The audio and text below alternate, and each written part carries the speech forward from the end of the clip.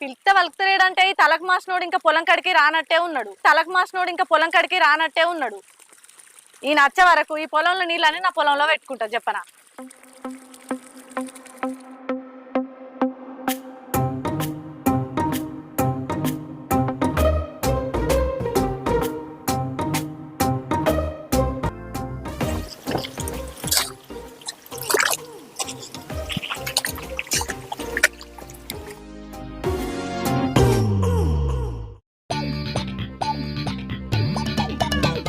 ఏంది రజని పొలం కాడికి వచ్చినావా?